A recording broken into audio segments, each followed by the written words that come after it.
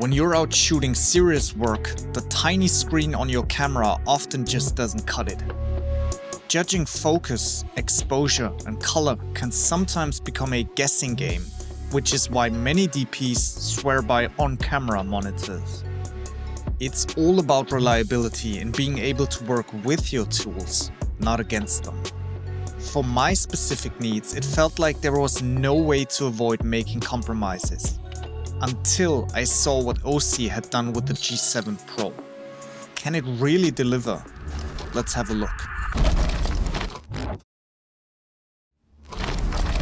For this video, I did reach out to OSEE about testing the G7 Pro, so you could definitely argue there being a bit of bias. Keep that in mind. Despite that, OSEE doesn't have any say on the contents of this video, and I'll do my best to make this a worthwhile showcase for you. First, let me catch you up on the basics. This is a 7-inch super bright monitor with a resolution of 1920 by 1080 at 60 Hz. The large touchscreen has pretty much every protective coating you could want. Brightness is one of its standout features at a whopping 3000 nits. That's bright enough for direct outdoor shooting without needing a sun hood. Combine that with a 178-degree viewing angle, 10-bit color depth, and a contrast ratio of 1300 to 1. And you're getting an image that's both vibrant and accurate. If you have the tools, you could even color calibrate this thing for yourself. The housing is made from durable plastic, which I'm rather indifferent about. There's options out there which feel more rugged. Then again, the material keeps the weight of the G7 Pro low, at just above 400 grams.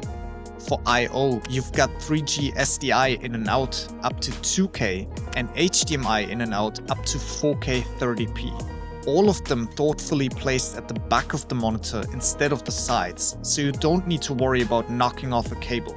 Power is flexible. You can run NPF batteries, dummy batteries, DC input, or USB-C. And that USB-C port also doubles as a camera control and power delivery option, which allowed me to completely overhaul my camera rig to a much more streamlined build. There's two mounting options, one at the top and one at the bottom, but none on the sides. Inside the box, OSEE includes a monitor mount, USB-C to USB-C cable, and a D-tap to DC cable. Though I found the connection a bit loose on all of my V-mount batteries and quickly replaced it with another one. Let's talk usability. The touchscreen interface supports pinch to zoom, gestures for brightness, volume, and preset navigation, what OSEE calls My Sets. You can set up 8 customizable My Sets with up to 8 tools per page. And the tool set here is extensive. We're talking waveform, histogram, false color, vector scope, multi-scopes, zebras with adjustable ranges, aspect markers, anamorphic D-squeeze, focus peaking, LUTs with adjustable opacity, never seen that before, audio meters, time code, and more. No EL zone if you prefer working with that though. By swiping up from the toolbar, you can customize each of these tools and fine-tune them to your liking. Obviously, you can easily delog your footage by dialing in your camera model in the menu, and automatically or manually rotating the display is also possible.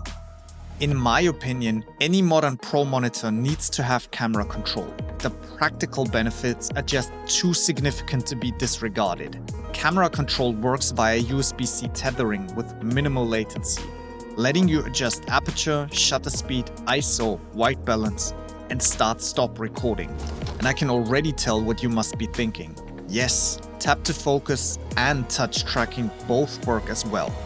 Bit of a shame that touch tracking doesn't display the tracking box you'd get on the camera LCD. The box that pops up on screen essentially just highlights where you last tapped.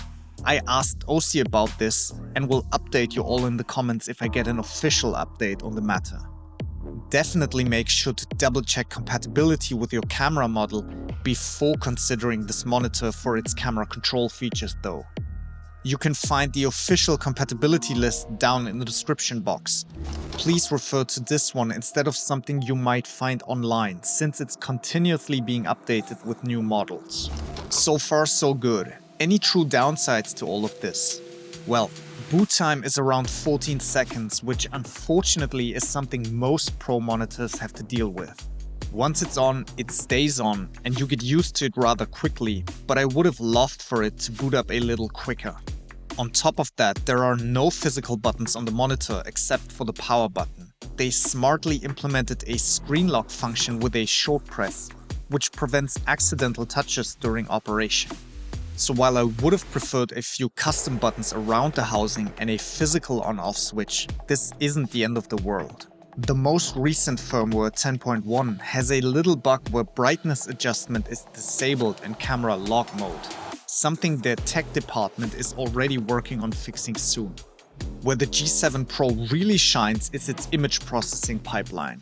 It uses 22-bit tetrahedral processing, which allows for full 65-point LUT support. And in layman's terms, this means the colors are really accurate. You can load up several custom LUTs via SD card, and I immediately threw mine on there. By the way, if you want to support the channel and check out the LUTs I use for all of my videos, have a look at the description box and make sure to subscribe. It also supports HDR10, multiple gamma settings, and even a probe location function, which allows you to decide whether your monitoring tools work on the camera's raw signal or after you've applied a LUT. Performance-wise, latency when paired with a Sony FX3 is minimal and snappy enough for real-world use. But I'm led to believe that latency appears to be a topic which mostly depends on the camera's HDMI output instead of the monitor. Cooling is handled by an active fan system with a few room temperature settings and an auto mode. In my experience, fan noise isn't loud enough to be a nuisance on set, which is a big plus. But depending on the monitor brightness, the G7 Pro will quickly get warm to the touch. With the G7 Pro, OSEE has created a very compelling monitor with professional-grade tools, excellent color, and outdoor-ready brightness in a lightweight and affordable package. A few things like the lack of physical buttons and no EL zone hold it back from being an absolute must-have for everyone. But it's fantastic value for the money, and you're getting performance on par with many monitors twice the price. If you're in the market for a Pro monitor that could last you years to come, this is definitely one to consider. Make sure to check out the link in the description if you want to pick up one for yourself. And if you want to see how the G7 Pro integrates into my perfected Sony FX3 rig, check out the video in the end card. Thanks for watching.